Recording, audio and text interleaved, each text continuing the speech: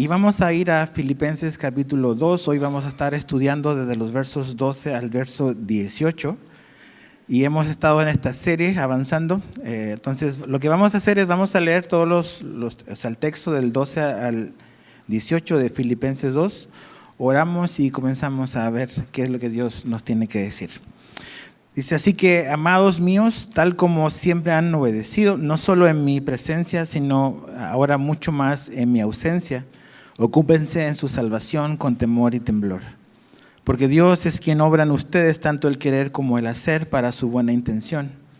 Hagan todas las cosas sin murmuraciones ni discusiones, para que sean irreprensibles y sencillos hijos de Dios, sin tacha en medio de una generación torcida y perversa, en medio de la cual ustedes resplandecen como luminares en el mundo, sosteniendo firmemente la palabra de vida a fin de que yo tenga motivo para gloriarme en el día de Cristo, ya que no habré corrido en vano ni habré trabajado en vano.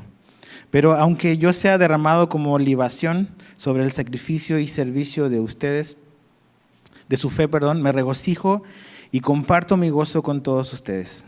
Y también ustedes, les ruego, regocíjense de la misma manera y compartan su gozo conmigo. Entonces, Padre, te pedimos que abras nuestro entendimiento, que nos des la capacidad para comprender tu palabra, Señor.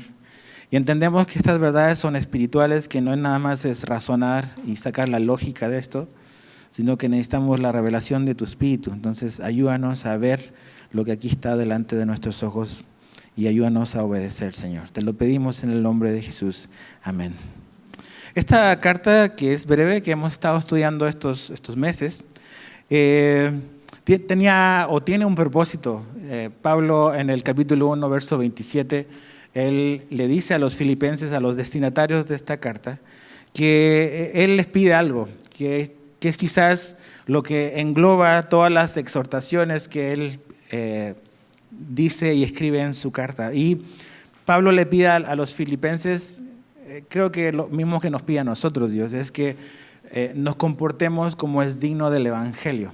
Ese es el propósito de esta carta. Entonces, ¿cómo se ve eso? ¿Cómo nos comportamos como es digno del Evangelio? Bueno, a partir del verso 27 del capítulo 1, Pablo empieza a decir, bueno, esto se ve de cierta forma. Pero específicamente en el capítulo 2, que es donde hemos estado y vamos a estar todavía una semana más, Pablo nos muestra qué es lo necesario para poder vivir una vida como es digna del Evangelio. Lo primero que vimos la semana pasada es que necesitamos adoptar la actitud de Jesucristo. Pablo le decía que el sentir que había en Jesús era el sentir que debía de haber en nosotros. Hoy vamos a ver que otra manera en que vivimos como es digno del Evangelio es siendo luminares. Vamos a explicar eso. Y la próxima semana vamos a ver que vivir como es digno del Evangelio implica también para nosotros seguir buenos ejemplos. Y Pablo va a hablar del ejemplo de Timoteo, del ejemplo de Epafrodito y después su propio ejemplo de su vida como Pablo. Ahora, en esta sección, Pablo dice algo que es muy, muy importante y quizás todo el mensaje se podría resumir en esto. Es esta exhortación que Pablo le hace a los filipenses y a nosotros para ocuparnos de nuestra salvación en el poder de Dios y para alumbrar en este mundo oscuro. Es una manera sencilla y breve de resumir todo lo que Pablo nos dice acá. Ahora, para poder hacer esto, para poder ocuparnos de nuestra salvación, para poder ser luminares, tres palabras son importantes en el texto que tenemos aquí. La primera es ocuparse, la segunda es resplandecer y la tercera es regocijarse. Es ocuparse, resplandecer y regocijarse. Entonces, veamos la primera, que es ocuparse. Otra vez, verso 12. Dice, así que, amados míos, tal como siempre han obedecido, no solo en mi presencia, sino mucho ahora en mi ausencia, ocúpense en su salvación con temor y temblor. Ahora, Pablo aquí comienza esta parte, o está escribiendo esta sección, y él está en prisión en Roma, y está pensando en los filipenses, está pensando en esta iglesia a la cual él ama mucho. Y primero los elogia por una virtud, por una característica que ellos tenían. Y lo que Pablo veía en ellos es que eran cristianos y era una iglesia que estaba caracterizada por una constante obediencia. algo común ver en la vida de los filipenses una obediencia a Dios, una obediencia a su palabra. Ahora, algo que también vemos en lo que Pablo dice, que a pesar de que había una obediencia, ellos podían seguir creciendo más en su obediencia a Dios, porque si te fijas, en el verso 12, casi al final del verso 12, dice, sino ahora mucho más en mi ausencia. Habla de que cuando Pablo estuvo con ellos, y eso está en Hechos 16, ellos mostraron obediencia a Dios, pero que la siguieron mostrando cuando Pablo ya no estaba ahí, pero que ellos podían seguir creciendo en obediencia. Entonces, la Biblia nos muestra de que la vida de un creyente está caracterizada por una vida que va creciendo en obediencia a Dios y a la palabra. No es una perfecta obediencia, ninguno de nosotros obedece perfectamente a Dios. Pero la obra de Dios en nuestra vida nos lleva y nos encamina a poder crecer en obediencia a lo que Dios nos pide. Entonces, Pablo los elogia a ellos por ser creyentes que son obedientes y que quieren seguir creciendo en obediencia. Ahora, me llama la atención y me da un poco me acordaba de ciertas anécdotas que me han pasado a mí como pastor, porque Pablo dice aquí que ellos han obedecido y dice, no solo en mi presencia. A veces pasa que la gente tiende a comportarse de ciertas maneras cuando el pastor está presente y son totalmente diferentes cuando el pastor ya no está. Me recuerdo una vez en donde yo vivía, en Chile, donde yo soy, que varias veces me tocó encontrarme con gente que asistía a la iglesia, que en ese momento que nos topábamos estaban haciendo cosas que no debían y se avergonzaban bastante. Me acuerdo una vez de un joven que tenía problemas con el tabaco y andaba con su cigarro y cuando me ve, escondió el cigarro y yo creo que se quemó la mano con tal de como que aparentar algo. Yo no, me causó risa, no burlándome, pero se me hizo chistoso como que el querer proyectar algo que no es, ¿no? Delante del pastor, como si yo fuese el que va a determinar quién entra o no al cielo, ¿no? Pero la gente tiende a comportar, a hacer de ciertas formas con ciertas personas, pero Pablo elogia a estos creyentes porque ellos tenían claro algo. Y creo que es lo que necesitamos recordar nosotros. Nuestra vida la vivimos delante de Dios. ¿Okay? Nuestra vida la vivimos delante de Dios. Y aunque, como vamos a ver después, cómo vivimos delante de los hombres importa, lo más importante es que nuestra vida está ante los ojos de Dios. Y eso es lo que nos debe de interesar y debemos de recordar. Hay alguien que nos ve siempre cuando estamos solos, que ve lo que hacemos, ve lo que pensamos, ve cuáles son nuestras motivaciones, y eso es lo que debiésemos de reflexionar. Por eso Salomón en los Proverbios habla de que el principio de la sabiduría es el temor ¿a quién? ¿Al hombre? No, es el temor a Dios. Y no es terror a Dios, sino es esta reverencia profunda que nuestra vida está delante de Dios. Y si esa reverencia guía nuestra vida, vamos a tomar sabias decisiones, porque independiente de si alguien nos ve o no, sabemos de que Dios siempre tiene sus ojos puestos sobre nosotros. Entonces, ellos vivían su vida delante de Dios. Y obedecían a Dios no por temor al hombre, sino por amor a Dios, que es lo que debe de motivarnos en nuestra obediencia. Ahora, después del elogio que Él les hace a los filipenses, Él les da este mandato, estos verbos imperativos que decimos que son estas instrucciones que los creyentes deben de hacer. Y es ahí donde encontramos esta frase que es el ocuparse. Los filipenses deben de ocuparse en su salvación. Nosotros como cristianos debemos de ocuparnos en nuestra salvación. Ahora, si no somos cuidadosos, podemos a veces leer este versículo y leerlo mal, por lo tanto interpretarlo mal. A veces pensamos que Pablo está diciendo acá que debemos de trabajar para nuestra salvación, pero no es lo que Pablo está diciendo, no es lo que está escrito acá. Aquí dice que ellos deben de ocuparse en su salvación. Esa palabrita es muy importante. La Biblia nos muestra y Dios nos dice que la salvación no es algo que ganamos trabajando para ella. O sea, no se gana por algo que nosotros hacemos. La Biblia es muy clara y muy contundente mostrando de que la salvación es por gracia y es mediante la fe en Jesucristo.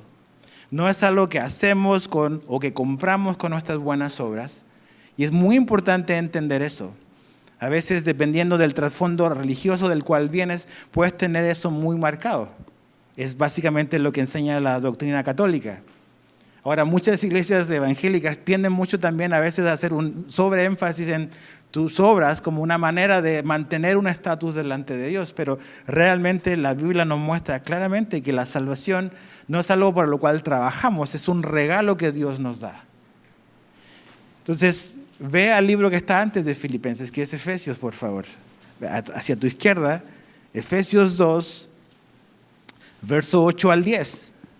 Efesios 2, 8 al 10. Dice, porque por gracia ustedes han sido salvados por medio de la fe, y esto no procede de ustedes, sino que es un don de Dios. Y fíjate, muy claro, no por obras, para que nadie se gloríe, porque somos hechura suya, creados en Cristo Jesús para hacer buenas obras, las cuales Dios preparó de antemano para que anduviéramos en ellas. Entonces, la Biblia nos llama a ocuparnos en nuestra salvación, no para nuestra salvación. Entonces, esto es lo que pasa. A veces usamos la palabra salvación y pensamos que es algo que únicamente implica el día en que nacimos de nuevo, pero realmente como que teológicamente o doctrinalmente la salvación es una cosa muy, muy grande que tiene diferentes partes dentro de ella. Y lo que ocurre cuando oímos el Evangelio y cuando escuchamos sobre Jesús, cuando alguien nos habla sobre Cristo y decidimos arrepentirnos de nuestros pecados, poner nuestra confianza en Jesús, cuando eso ocurre, la Biblia dice que Dios nos justifica.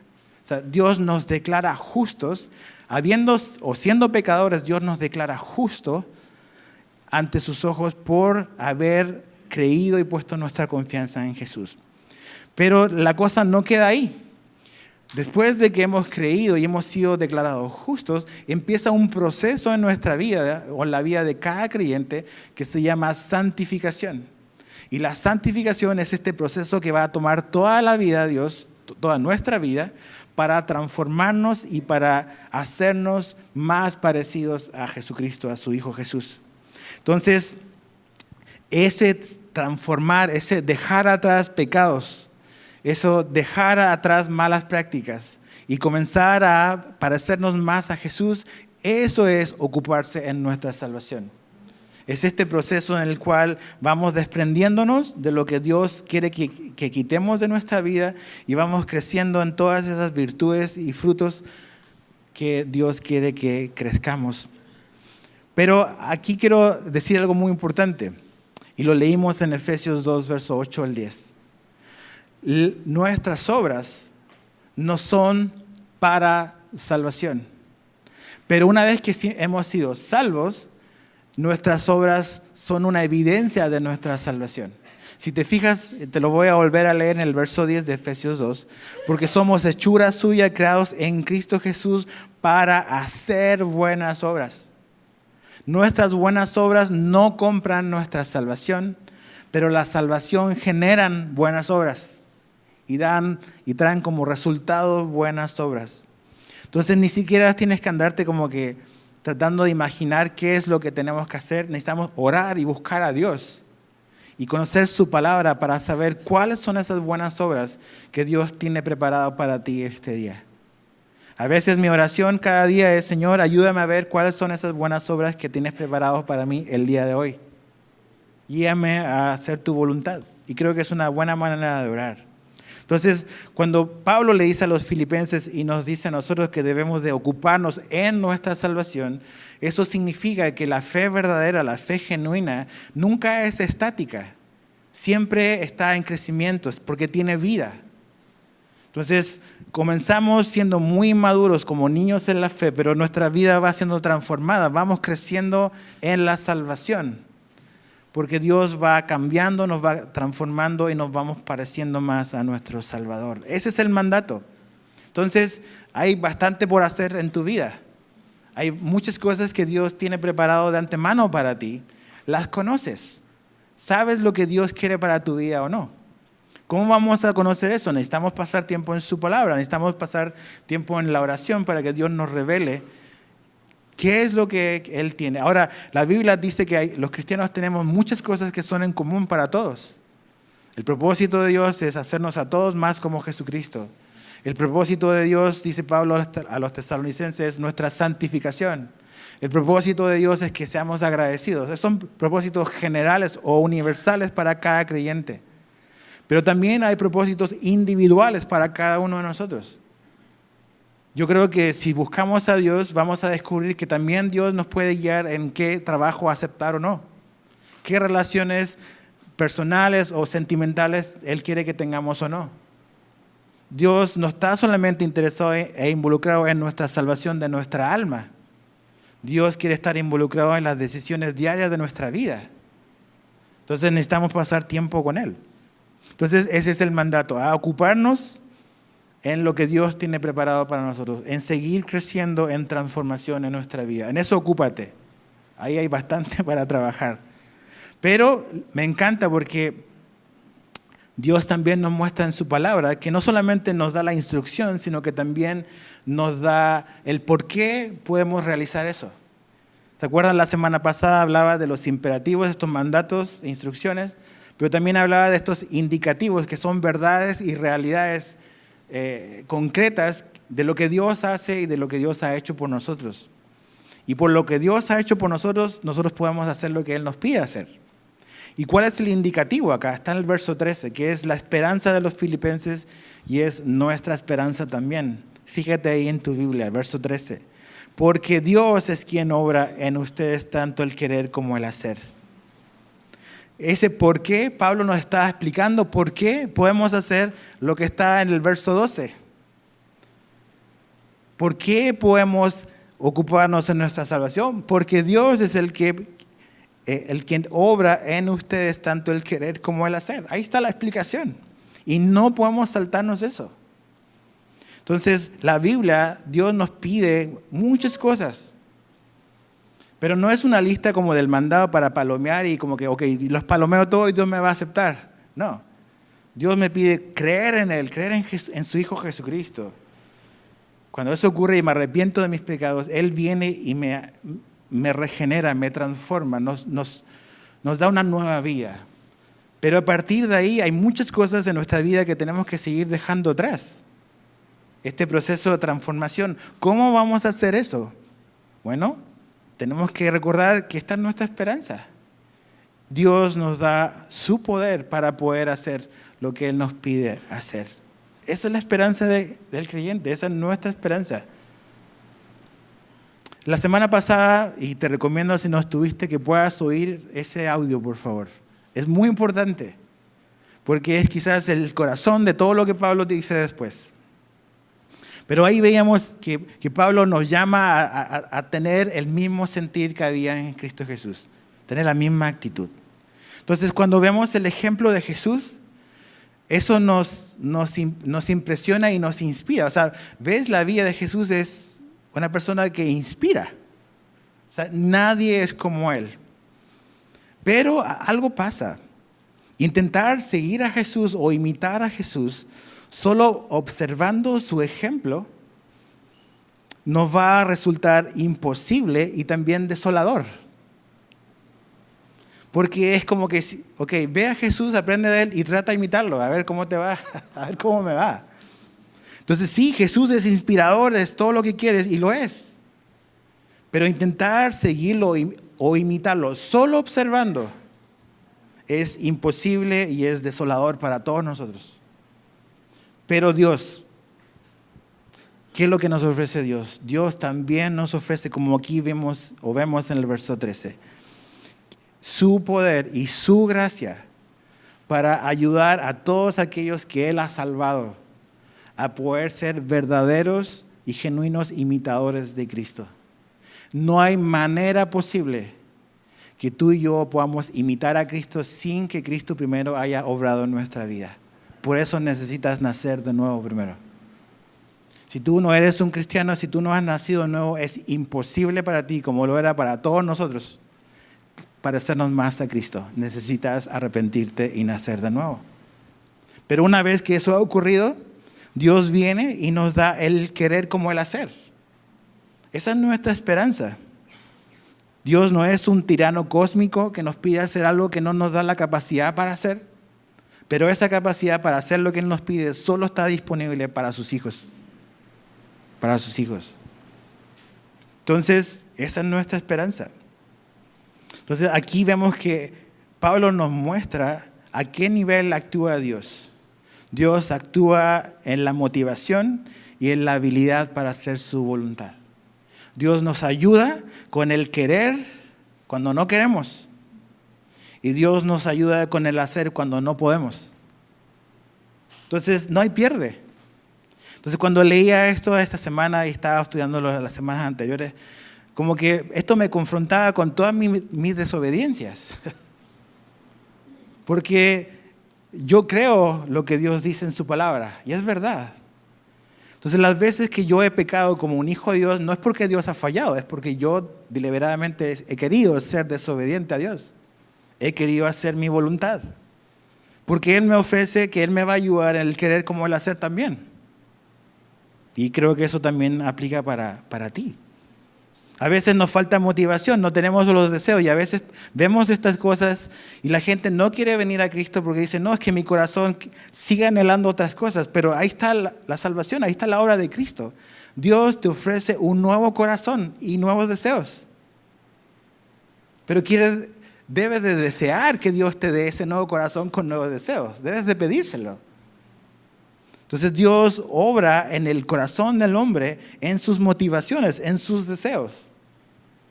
Esto no nada más es imitar por intentar copiar a Cristo.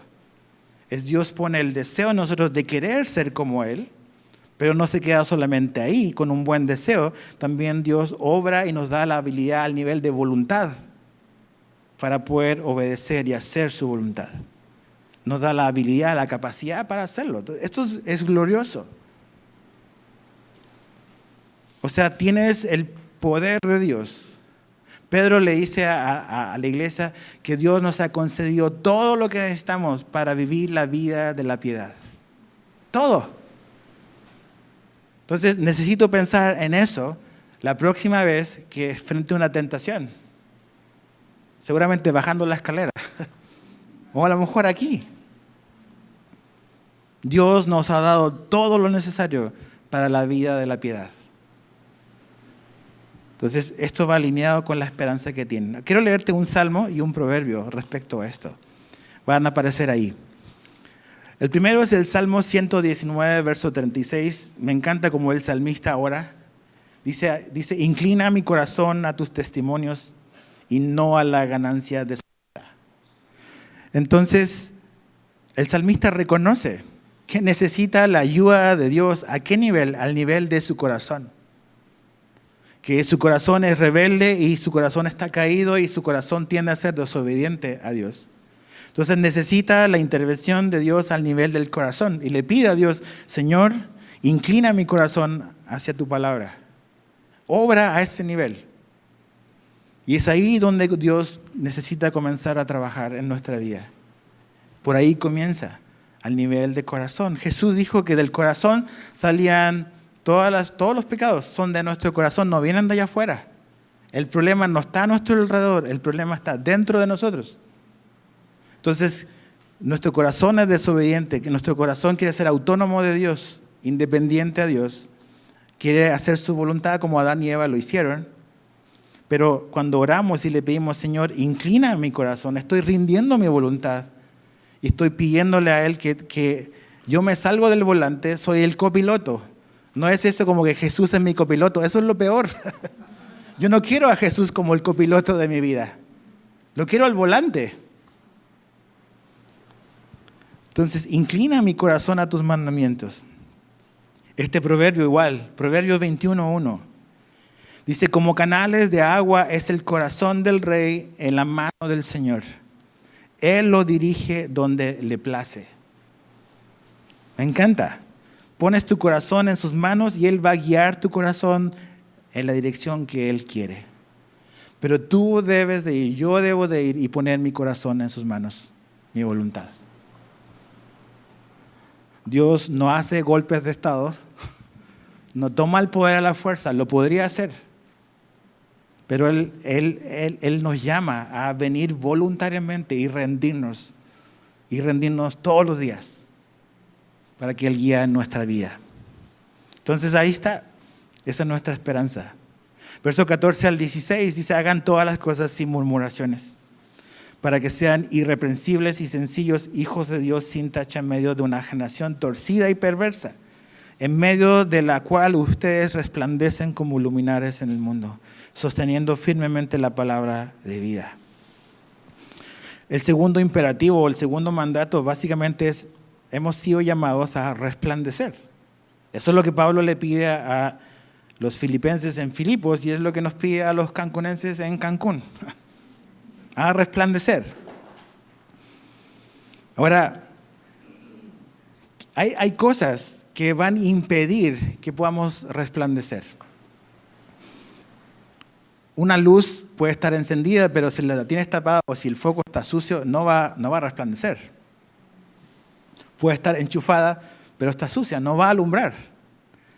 Ahora, ¿cuáles son las cosas que Dios nos pide que debemos de considerar y evitar si vamos a cumplir con el llamado a resplandecer? Y son dos cosas, y está en el verso 14. No podemos resplandecer si estamos en murmuraciones y no podemos resplandecer si estamos en discusiones. Eso nos va a estorbar para resplandecer. Entonces, dices, bueno, a lo mejor murmurar no es tan grave. A lo mejor consideraríamos como una descripción de una generación perversa y torcida, como dice ahí. A lo mejor otras cosas, ¿no? Otros pecados que son quizás más visibles, más grotescos. Pero murmurar es grave, es un pecado. Discutir es un pecado, es algo que debemos de evitar. ¿Y qué es un reflejo? O sea, la murmuración es un reflejo ¿de qué? Es un reflejo de alguien que está constantemente quejándose. Nada lo satisface, nada la satisface. Todo o generalmente casi todo lo encuentra mal. Entonces, ¿a qué está conectado estos dos pecados? Yo creo que las murmuraciones y las discusiones están conectadas a lo que Pablo explicó en el capítulo 2, verso 3, cuando él dice, Filipenses 2, 3, en Efesios, me estoy quedando atrás. Efesios 2, 3 dice, no hagan nada por egoísmo o por vanagloria, sino que con actitud humilde cada uno de ustedes considere al otro como mucho más importante que a sí mismo. Una persona que considera al otro más importante que sí mismo no va a hablar mal a las espaldas de esa persona. No va a murmurar. Una persona que considera al otro más importante que se humilla no va a discutir con otra persona. Entonces, estos pecados de murmuración y discusiones están conectados a orgullo y vanagloria. Ese es nuestro problema. Ese es el problema que tenían estas dos hermanitas de la iglesia que estaban peleadas entre ellas, Evodia y Síntique, capítulo 4, verso 2. Entonces, murmuraciones y discusiones, eso va a ser un estorbo. Ahora, pensaba en esto porque Pablo dice en el verso 15 que necesitamos ser irreprensibles y sencillos, hijos de Dios sin tacha en medio de una generación torcida. Pensaba en esta descripción de generación torcida y perversa. ¿Dónde a lo mejor aparece esta frase en otro lugar de la Biblia para que nos ayude a entender quizás en qué estaba pensando Pablo? Y en 1 Corintios, no vayas ahí, yo te lo leo, 1 Corintios 10:10, Pablo cuando le está escribiendo a la iglesia en Corinto, él les dice lo siguiente. Dice, ni murmuren, como algunos de ellos murmuraron. Dice, y fueron destruidos por el destructor. Pablo estaba diciéndole a los cristianos que lo que Israel vivió en el desierto es algo que está escrito para nuestra edificación y para nuestra enseñanza. Y una característica o un distintivo de los israelitas en el desierto era que murmuraban. Murmuraban en contra de Dios y murmuraban en contra de Moisés. Murmuración es un pecado serio. Deuteronomio 32:5, para que vayamos uniendo estos dos conceptos. Dice, esto lo escribe Moisés, en forma pervertida se han portado con él, hablando de Dios. Dice, no son sus hijos debido a los defectos de ellos. Y fíjate cómo los describe y los resume Moisés. Dice, son una generación perversa y torcida. La misma combinación de palabras que Pablo usa aquí en Filipenses. Entonces, una generación perversa y torcida está caracterizada, según Dios y según su palabra, como una generación que vive murmurando y quejándose por todo. Dice, no, hay pecados más graves, probablemente. Pero eso nos debe de ayudar a no minimizar nuestras murmuraciones. Eso es un reflejo no de nuestra ciudadanía que está en los cielos, sino es un reflejo de la cultura torcida y pervertida que se queja por todo y que no está contento por nada. Entonces, esta es la verdad. Pablo nos llama a ser luminares, pero esto es lo que pasa. Vamos a brillar, pero nuestra murmuración y nuestras discusiones van a brillar también. Se van a ver. O, por otro lado, lo que debiese de verse es si crecemos en semejanza a Cristo. Eso de ocuparnos en nuestra salvación. ¿Qué es lo que brilla en nuestra vida? ¿Qué es lo que se está viendo? Porque algo se está viendo. Se está viendo que me parezco poco a poco a Cristo por la obra que Él está haciendo en mi vida, o mi queja y mis constantes discusiones con todos es lo que sale a relucir. Ahora, ¿por qué debemos de evitarlo? Pablo nos da también la razón por la que debemos de evitarlo. Habla de que debemos de ser irreprensibles, que debemos de brillar en una generación oscura y perversa, como él llama. ¿Por qué debemos de evitar estas cosas? ¿Sabes por qué? Porque esas cosas tan a lo mejor simples y sencillas son un estorbo para el Evangelio, para que avance el Evangelio. Son un estorbo. Son un estorbo en nuestro testimonio. O sea, si yo constantemente no estoy satisfecho con nada y digo ser cristiano, y me estoy quejando de todos y de todo y tengo conflictos con medio mundo, ¿qué testimonio va a tener mi palabra cuando yo le hable de Jesucristo a una persona que me conoce? Es decir, a ver, como que algo no me cuadra. Esta persona dice estar satisfecha en Jesús, pero lo único que hace es hablar mal de otros y quejarse por todo. Entonces, no estamos diciendo de que perdiste tu salvación o que no eres un creyente. Pero lo que Pablo nos está diciendo a los filipenses y a nosotros es que las constantes quejas en nuestra vida y la insatisfacción estorban nuestro testimonio en este mundo caído. Lo estorba. Porque la gente no solamente va a ver nuestras palabras, va a ver nuestra vida. Va a ver nuestra vida. Entonces, necesitamos entender esto. El murmurar, el quejarnos constantemente es un estorbo para el testimonio ante este mundo caído. Segundo, en lugar de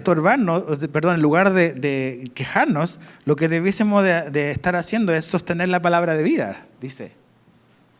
¿Por qué debemos de evitar el murmurar y el quejarnos o el discutir? Porque en realidad lo que tenemos que hacer es sostener la palabra de vida. Eso es lo que Pablo dice en el verso 16. Entonces, en lugar de quejarnos y discutir, somos llamados a proclamar la palabra de Dios, a compartir el Evangelio. Cuando nos quejamos y discutimos, ¿sabes lo que pasa? Nos mimetizamos con el mundo en lugar de alumbrar en el mundo. Ya sabes, cuando te camuflajeas, adaptas los colores de lo que está a tu alrededor. No estás alumbrando, te estás mezclando, estás dando una apariencia. Y eso es lo que pasa cuando vivimos quejándonos y discutiendo con la gente. Somos como uno más donde estamos. Pero Dios no nos llamó a ser como uno más donde estamos. Dios nos llamó a alumbrar donde estamos. Y eso implica tu matrimonio, tu familia, tus hijos, tu trabajo, el lugar donde estudias. Acuérdate, fuiste creado y fuiste salvado para buenas obras, no por las buenas obras, pero Dios te salvó para andar en buenas obras y para alumbrar y para, como Jesús dice, para que viendo tus buenas obras glorifiquen a Dios. Glorifiquen a Dios. Entonces, sostenemos la palabra de vida, compartimos la palabra de Dios, alumbramos a nuestro alrededor, Pero, ¿qué es lo que va a salir de nuestra boca? Es lo que abunda en nuestro corazón. Por eso Pablo dice en Colosenses 3:16 que la palabra de Cristo abunde en abundancia en ustedes, con toda sabiduría, enseñándose y amonestándose unos a otros con salmos, himnos y canciones espirituales, cantando con acción de gracias en sus corazones. Que la palabra de Cristo abunda en nosotros, produce todas estas cosas. Produce canciones, himnos, salmos, canciones de acción de gracias, gratitud. Otra vez, lo que sale de nuestra boca es lo que abunda en nuestro corazón. Como C.S. Lewis decía, me encanta esta frase de él, el autor de las Crónicas de Narnia, decía que los cristianos somos como bolsitas de té. Buen inglés. No sabemos de qué estamos hechos hasta que se nos pone sobre agua caliente. Entonces, claro, cuando están todas las cosas tranquilas, pues, miel sobre hojuelas. Pero cuando viene la dificultad, ¿qué es lo que sale de nuestra boca? No es algo que vino del infinito y más allá. Salió de nuestro corazón. Ese corazón que Dios todavía está interesado y quiere seguir transformando. Entonces, ¿cómo somos limpiados? Por la palabra de Dios, dice Jesús. Su palabra nos limpia, nos santifica. Pero cuando la palabra de Dios habita en abundancia, como dice acá, todo esto es lo que va a salir de nuestros labios. Ya no va a salir murmuración, ya no vamos a querer andar discutiendo, porque la misma palabra nos va a transformar y nos va a llevar a ser más como Cristo, que es ver a los demás como superiores, como mejores que nosotros, y nos vamos a humillar. Entonces, por eso debemos evitar estas cosas, porque estorban nuestro testimonio, porque tenemos que en lugar aferrarnos a la palabra de vida. Y finalmente, la tercera razón es porque esperamos el día de Cristo. Pablo dice ahí en el verso 16, sosteniendo firmemente la palabra de vida a fin de que yo tenga motivo para gloriarme en el día de Cristo. No podemos explicar o profundizar en eso, pero el día de Cristo es el día en que estemos delante de Cristo, cuando ya sea que Él venga por nosotros o nosotros vayamos a través de la muerte a donde Él está. Entonces, ¿qué nos habla eso? Pablo nos muestra cuáles eran sus motivaciones, qué era lo que lo motivaba en su vida a vivir la manera en la que él vivía. Y básicamente él tenía una mentalidad en la eternidad. Sus circunstancias temporales no son buenas, son difíciles. Estaba en prisión. No por un delito, no por haber agredido a alguien, simplemente por querer ser y por ser fiel a Cristo. Estaba sufriendo. Pero su mentalidad y su esperanza estaba en que un día él iba a estar frente a Cristo. Y él hacía todas las cosas con esa motivación. Viene el día de Cristo. Voy a ver a Jesús. Voy a estar con Él. ¿Qué cuentas voy a rendir de mi vida? Entonces, no significa que esperar o vivir esperando el día de Cristo nos desconecte de la realidad, porque hay cristianos que hacen eso. Nada más solo piensan en las cosas de arriba, pero esa esperanza que tenemos no la conectan con las cosas de esta vida. También C.S. Lewis decía que los cristianos en la historia que más hicieron por este mundo son los que tenían la mente en lo eterno. Entonces, tener esta mentalidad eterna en las cosas de Dios, en las cosas de su reino y de su iglesia, nos van a llevar en esta vida a vivir de cierta manera. Pero el día de Cristo viene. ¿Qué cuentas vamos a rendir ese día? Versos 17 y 18 para concluir, dice, pero aunque yo sea derramado como libación sobre el sacrificio y servicio de su fe, me regocijo y comparto mi gozo con todos ustedes. También a ustedes les ruego, regocíjense de la misma manera y compartan su gozo conmigo. Esta es la tercera palabra y no voy a profundizar en eso porque Pablo ya ha hablado mucho de eso y lo vamos a seguir viendo. Pero es este llamado a regocijarse que él le hace a estos cristianos y que Dios nos hace a nosotros hoy. Ahora, sería a lo mejor más sencillo como que regocijarnos cuando todas las cosas están bien, ¿verdad? O sea, hay muchas cosas y como cristianos no es que no queremos momentos y tiempos de felicidad. Cuando vienen, pues, gloria a Dios. Pero es otro rollo cuando podemos experimentar regocijo, gozo, paz, contentamiento, cuando las cosas no son fáciles en la vida. Porque hay varios días así. Entonces Pablo está hablando de regocijarse cuando él está en prisión, no cuando está libre, no cuando está en el mejor hotel del Imperio Romano, nada de eso. Entonces, ¿qué es lo que ha aprendido Pablo? Que él puede regocijarse independiente de sus circunstancias. Y eso es una lección que creo que tenemos que también aprender nosotros. Nuestra felicidad la buscamos en las cosas buenas que nos pasan. Y no estamos peleados con las cosas buenas. Y tampoco estamos peleados con la felicidad. Pero la felicidad tiene muy poco alcance, muy poca duración. Lo que Dios nos ofrece a cambio es gozo, que es a prueba de circunstancias. Que no es que tenemos contentamiento, paz, satisfacción por lo que nos pasa, sino que tenemos todas esas cosas por la relación que tenemos con Él. Por la relación que tenemos con otros hermanos en la fe. Entonces Pablo puede regocijarse y anima a otros a regocijarse a pesar de las circunstancias que pudiesen venir.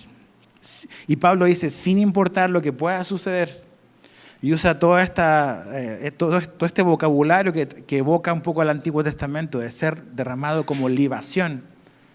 Esa era parte de lo que los israelitas ofrecían en los sacrificios que ofrecían a Dios, este líquido que se repartía y se echaba sobre el sacrificio.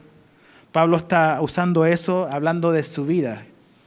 Aparentemente, como él ya lo ha dicho antes, tiene esta noción de que quizás su vida corre peligro y quizás está pronto a morir.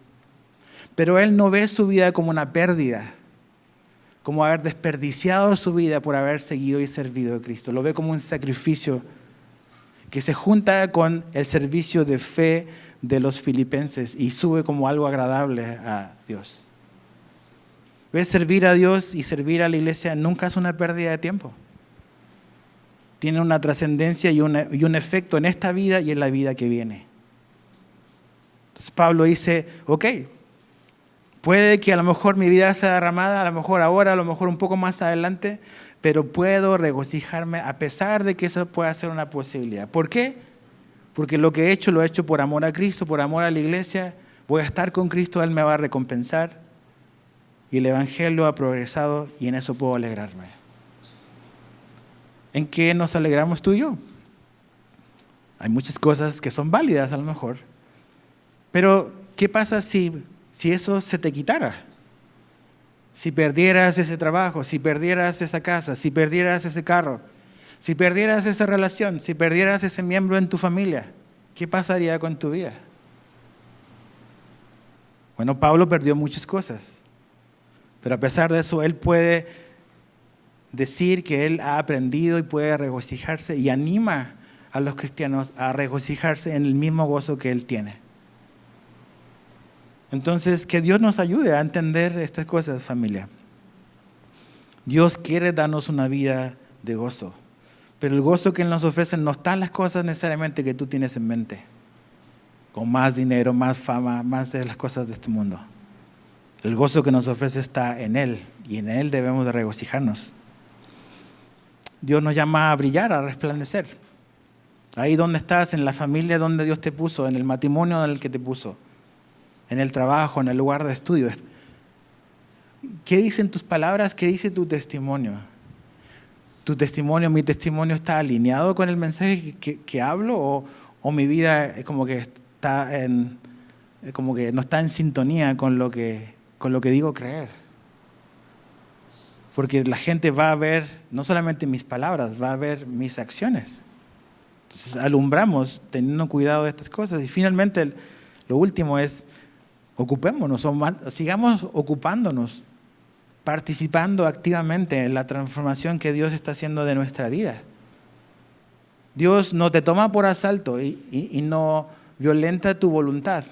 Él nos pide venir voluntariamente y rendirnos. Dios nos va a ayudar con el querer, con el hacer, pero Dios no va a tomar la decisión por ti. Tú debes de tomar la decisión de seguir la dirección, porque Dios te puso el deseo y Dios te da la capacidad. Tienes todo. Entonces, que Dios nos ayude.